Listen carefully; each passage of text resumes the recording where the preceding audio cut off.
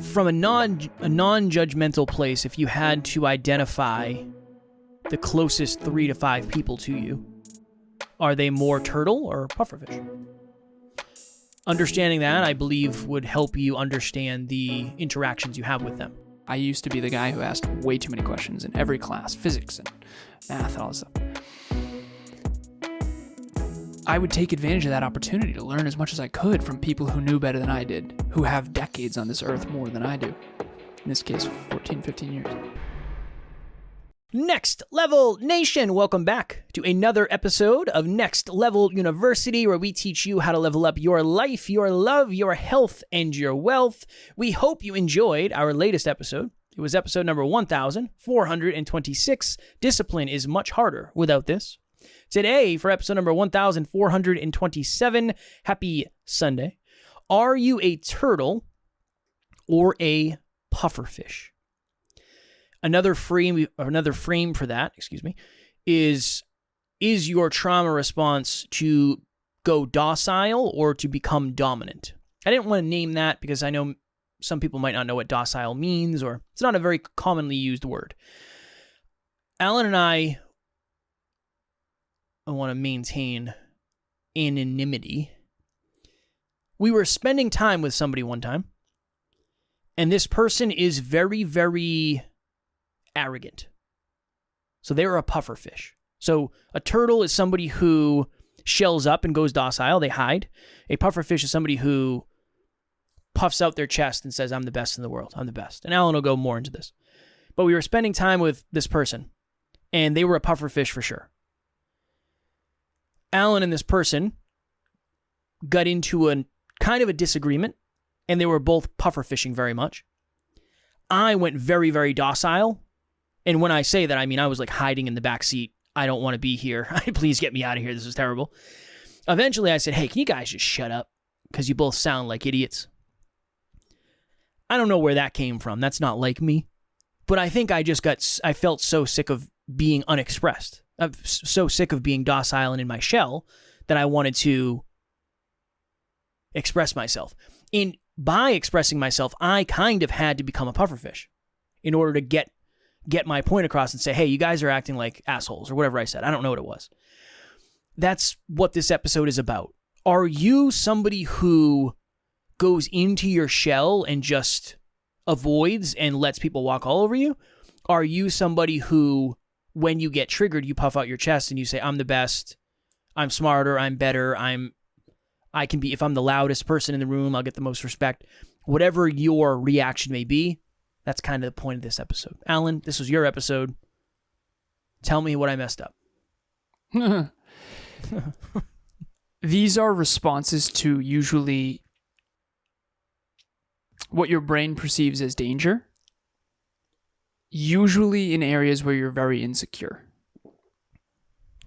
So if you are in a super insecure, let's say you're insecure about your intelligence.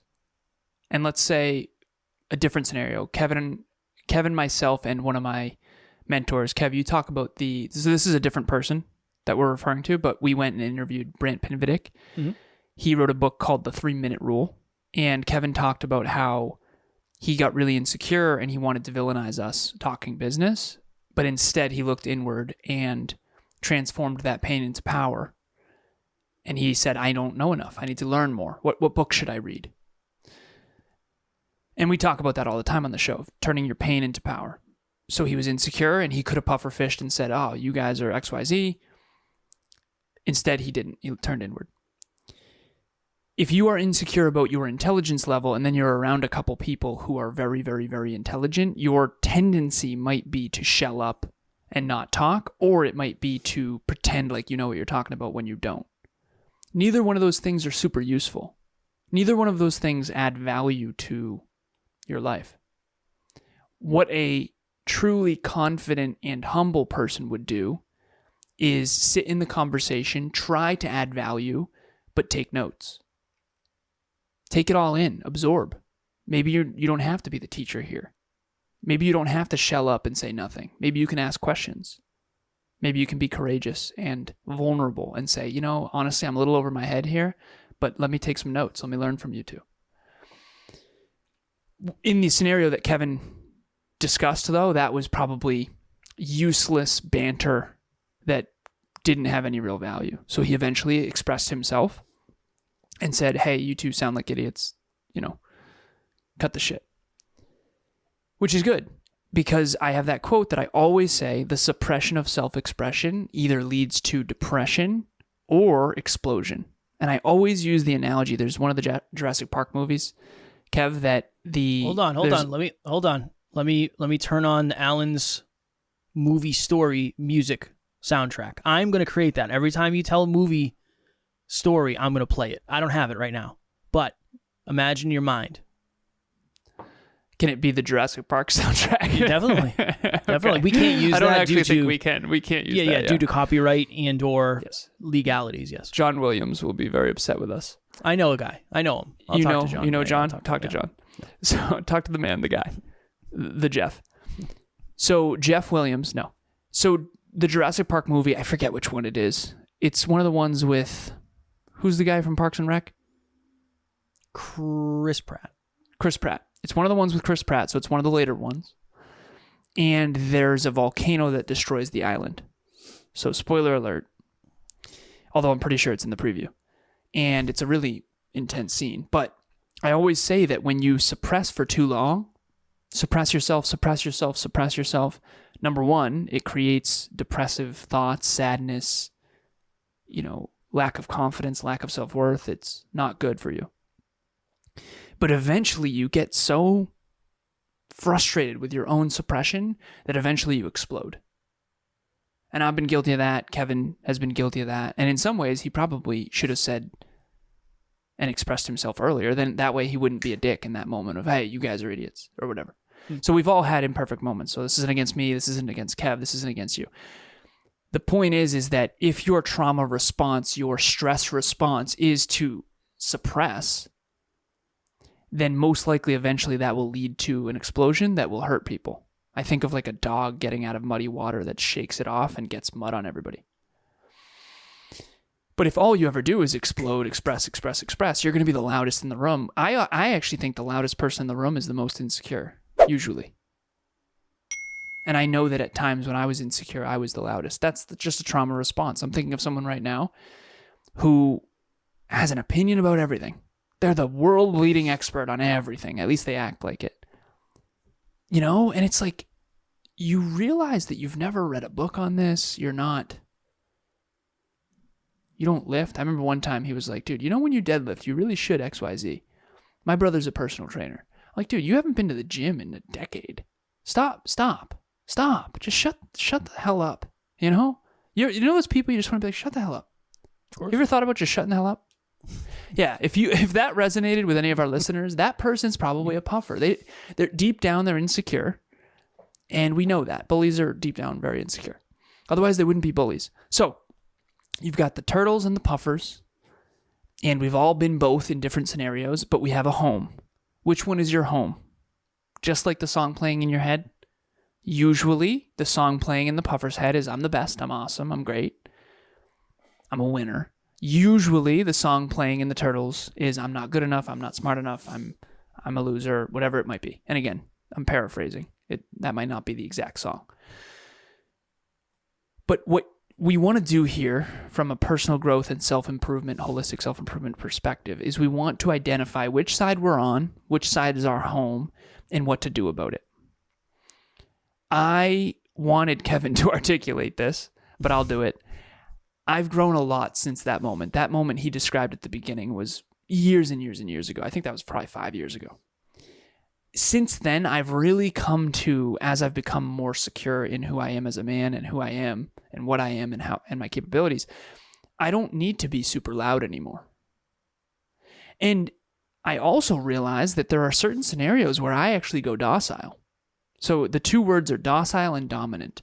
The word that I want to encourage our listeners to become is empowered. The docile approach in the situation with me and Brant talking business would be to just suppress and not ask questions and just kind of slink into the corner and villainize us. That's what I did. The dominant approach would be to try to pretend he knows what he's talking about when he doesn't, and try to dominate the conversation even though he's the last person who should be talking. No offense. You back that. You back that. Even to this day, probably. Fair. The empowered approach would say, hey, what's a leverage buyout? And get out your notebook. That's how Kevin would just learn and grow. I try really hard to be a student when I'm around people who know things that I don't. There were a lot of students in Pittsburgh that one of them's a master in materials, or getting their bachelor's in material science. The other one's getting their bachelor's in mathematics. The other one's a mechanical engineer. One of them, the person sitting next to me the next day, is in robotics. And I was asking questions. I was asking about, why do you think consumer robotics is taking so long to go to the mass market? He says, well, the legal issues, and then people are scared. People are scared of Terminator, But I now realize, by the way, if you ask questions all the time, some people think that you don't know that much. I know a ton about robotics, but it might appear like I don't because I'm always a student. And sometimes I do need to be more empowered in those moments and less of a student. But that's it. Are you docile? Is that your tendency? Okay. How do you get a little closer to 5, a little closer to empowered? Are you dominant and you always need to dominate in order to protect yourself? How do you get a little more humility? How do you get over to empowered, which is becoming a student when you should be? We were talking about this on the ride home yesterday. I think there's a 2/3 rule. So if you're spending time with 2 other people, I would venture to guess that either 2 of them are puffers or 2 of them are turtles, is what I would guess. Or if there's a turtle and a puffer, you tend to do the one that is most your comfortable. home. Yeah, that's good. That's what I was trying to say, but I couldn't figure out how to say that. In this I got you, brother. Scenario, I just assumed there were 3 people, and they were all something. That's Good as far with as I got in my mind. triads. Yeah, the triads. There is somebody that was in Alan and I's life that we were talking, and I said, I never really liked that person. Because that person's over. That person's a pufferfish. And every time I was around them, I don't want to puffer. So I would just go docile. I don't want to puffer. I don't want to live in that energy. That's weird energy for me. I don't like it. There was another person in our life, Alan and I's life, where we were doing a venue tour with this person. And this person had a big puffer moment. I don't remember. They disrespected the person behind the desk. Yeah. And Alan and I, that was one of the last times we ever worked with that person because I'm not about that. That's not nice. I don't want to do that. That's pufferfish behavior. If you ever leave an interaction feeling dirty, and that's in quotations, this could be one of the reasons why. The person might have pufferfish tendencies. And we're going to go into this. Tuesday's episode, 1429, is going to be a deeper dive into the type of people we're talking about. But if you've ever left a conversation, if you've ever left spending time with someone and you feel dirty and you feel like you couldn't be yourself and hold rapport, I am guessing it's because they are the opposite of what you are. Mostly. You got to define, you've got to. Can you define rapport? Rapport. Yeah, Rapport. I'm good. A language of origin, please. It's being connected to someone, being on the same page as someone, having a energetic connection that says you're both there for the same reason. Can you articulate for the listeners your experience going from the stage and being a very empowered speaker to the breakout sessions? Because I know that a lot of the kids had the docile response. Some had the dominant response, and then some were empowered students. Hey everyone, I'm Helen Baker from Melbourne, Australia. I'm an entrepreneur and a client of Alan's from Next Level University. I've had many business coaches in the past, and I can honestly say that Alan is seriously next level. He has this unique ability to help you find a solution to your business problems. I can be vulnerable with Alan. I can share anything and feel comfortable in his presence. I feel empowered to do incredible things. So if you're looking for a business coach, I highly recommend Alan because he will be instrumental in achieving your success. It was a strange experience where so when you're speaking, you're looking into the audience. And oftentimes what you're looking to do is you're looking to find somebody who cares about what you're saying so you can keep looking at them.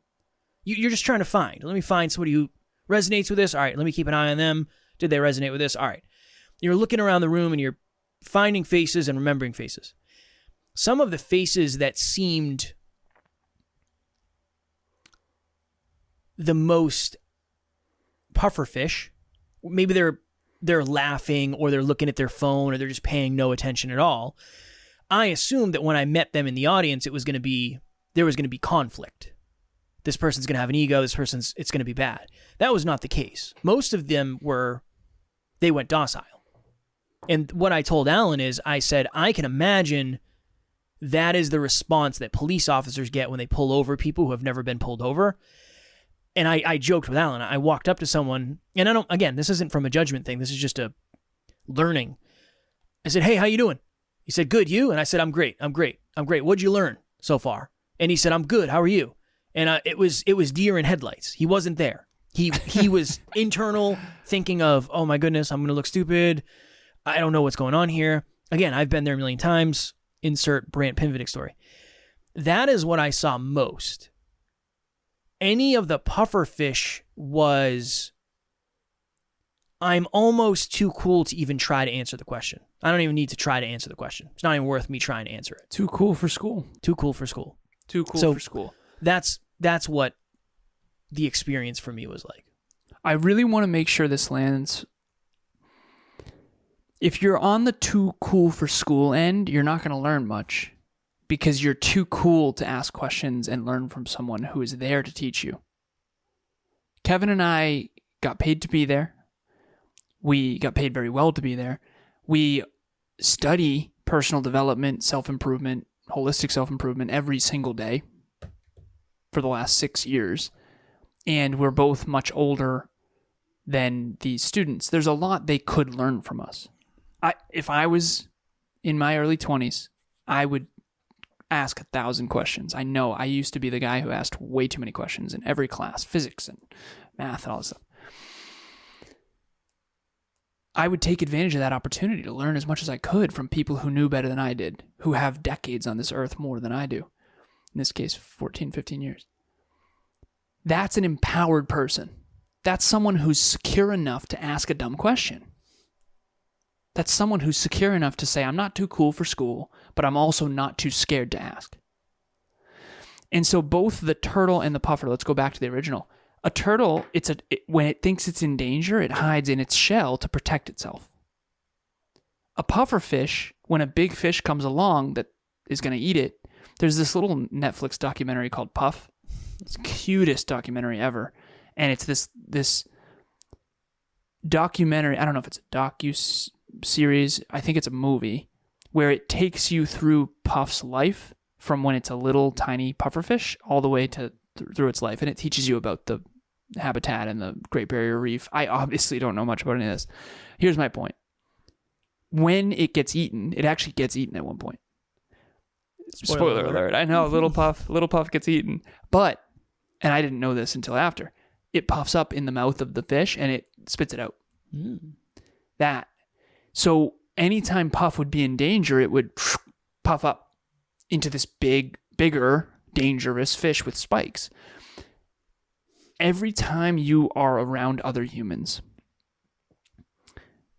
you are either going to go docile or you are going to pufferfish. And that's natural. That's human nature. There is no, you're not bad for doing this. This is human nature. You have to recognize which one you're doing and then try to move towards empowered. In the gym, when I walk by some of these younger men who are much, much smaller than me, I'm 6'2", I'm 185 pounds, I'm probably 16% body fat. I'm a bigger guy. Some of these guys are really small in my gym. It's a small town gym.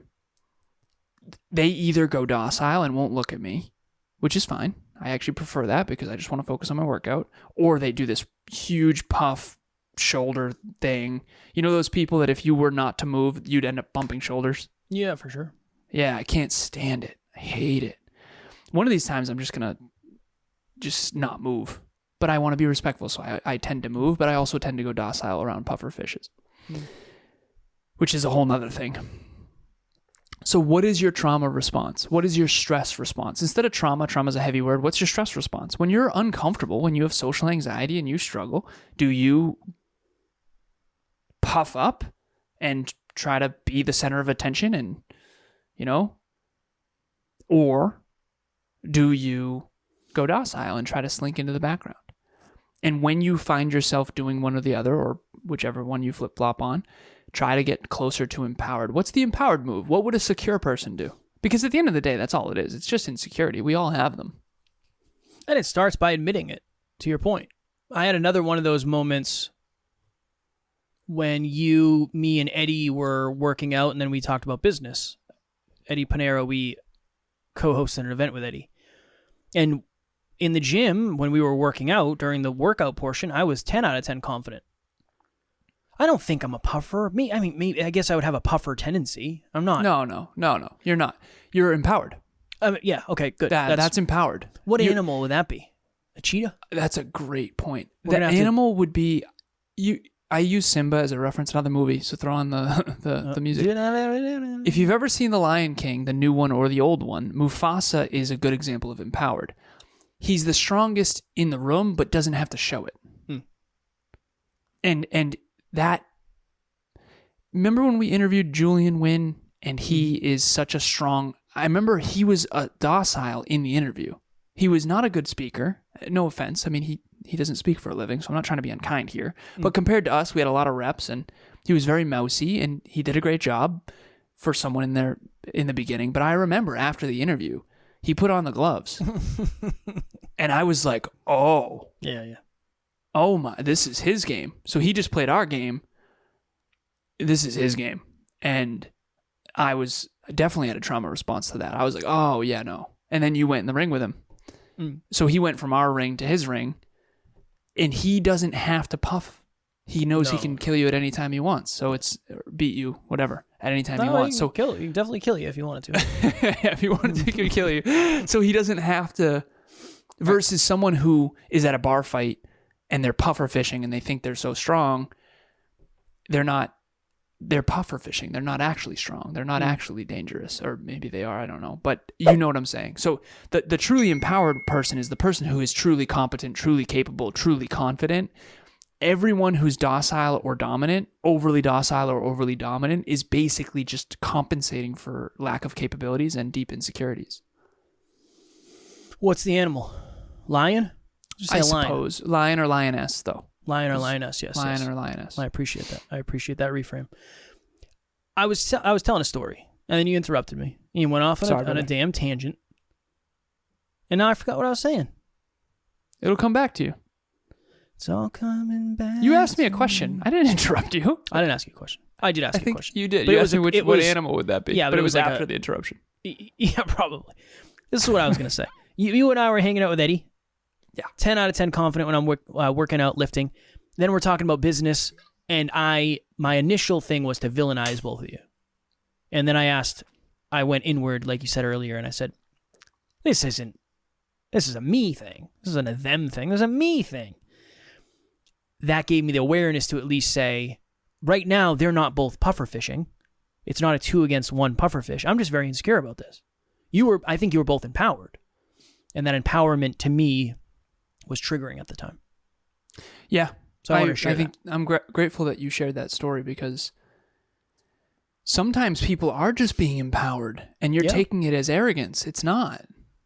It's not the same. And you can tell by the energy. But if you were insecure in that moment, you might feel insecure energy. And then what your response to that might be is to knock us down. Yeah. This is what humans do. This is why being empowered is so scary. Because a lot of times people take take that. A lot of people want to knock you down. That's why, if you've ever really struggled with social relationships and you have deep pains associated with relationships, sometimes it's because you actually are amazing. Sometimes. Maybe it is because you're also puffing. I don't know. But I think that truly amazing, empowered people, they get hated on a lot because of other people's insecurities. And so that's a different episode. That is a different episode. What would your next level nugget be? I think I should kick it to you. Because I feel like I've spoken a lot on this one. You have, but that's okay. This was your episode. This was your... Okay. You came with it. My next level nugget would be, where do you puff or turtle due to insecurities? Just that awareness alone, that self-awareness alone, will help you become empowered. Mine, we got a lot of questions. A lot of our nuggets are not nuggets. They're questions. Mm-hmm. From a non-judgmental place, if you had to identify the closest 3 to 5 people to you, are they more turtle or pufferfish? Understanding that, I believe, would help you understand the interactions you have with them and the feelings you have around them. I believe that would be very beneficial. Also, if everybody around you is a pufferfish and you have turtle tendencies, you're probably getting taken advantage of. Almost certainly. And there's a reason they're surrounding themselves with you. And vice versa. You just might not know. Bold statement, but I want to throw it out there. Insecure people don't like to spend time with people who are empowered because it's such a big mirror. But insecure people who have a growth mindset and who are willing to be humble and vulnerable and courageous, they love being around empowered people.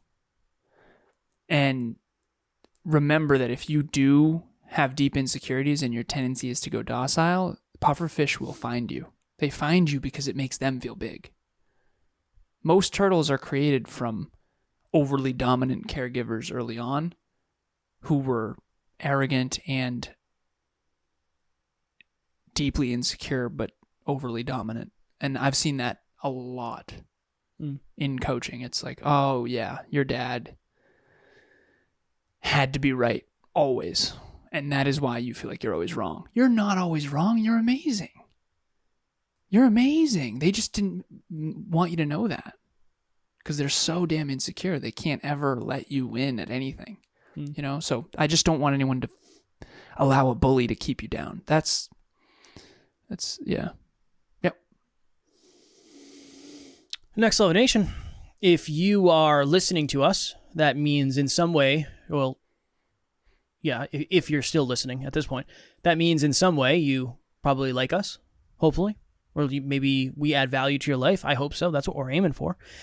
If you don't follow us on social media, please do. My handle on Instagram is @NeverQuitKid. Alan is @Lazaros88, ALAZAROS88. Send me a message. Send me an audio. Send me a video. I will send you a video back. You're going to see my cats, which that right there is the reason. If for nothing else, you'll see the cats. You'll see the behind the scenes. You'll see me suffering in the gym every day, me watching UFC. So yeah, if you don't follow us on social media and you want to get to know us at a deeper level, please do that. And it's also a great way to connect. If you have any questions or anything, you can always just shoot us a message on any social media platform. That's what I would say. If you listen to our show, we work really, really hard to add as much value as we can to your life. We produce at our company, I believe, 44 other shows at Next Level Podcast Solutions, and Kevin has another podcast called Podcast Growth University. That podcast, the same way this podcast is to help you get to the next level in your health, life, love, and wealth. I think I said that in the wrong order. Mm-hmm. But that Podcast Growth University, that other podcast that Kevin does, is to help you get to the next level in podcasting. So if you want to start, grow, or monetize your show, that is the place for you. Check that out. And the link will be in the show notes. 57 episodes in. Nice. It's a full year. More than a full year. Yeah, it went by very fast because it's 1 out of 8 episodes I do every week. So it just happens. It doesn't just happen. I have to do it every week, but you know what I mean. Strong work, man. Yeah. In the beginning, when you started that, real talk, Yeah. you're like one of the most consistent people I've ever met. Yeah. I was concerned that you wouldn't have the public accountability that you do on this show. I will do it just to spite you. I will never miss an perfect. episode just to spite you. What if that's why I'm saying it? No, I said it. I said it. One of the first episodes I ever did was the importance of consistency. Yeah. Yeah, that's all the public accountability you need. I can't be missing. But I do appreciate the Plus, gentle... all of our clients would be like, hey, Kev, you tell me to be consistent. What's going on here? No, so there's leading a lot by of, example is very powerful. There's a lot of accountability within that. Yep. But also to spite you. I'll never miss an episode. You son of a bee. Perfect. Tomorrow, for episode number 1428, what if your success, and success for those of you who are just listening, is in quotation marks. Success means something different to every one of us. What if your success is just a numbers game? Again, we had a lot of lessons from this trip, and this is another example of that. I have a really good story for this. As always, we love you. We appreciate you. Grateful for each and every one of you. And at NLU, either on fans, we have family. We'll talk to you all tomorrow. Go be as empowered as possible. Next Level Nation.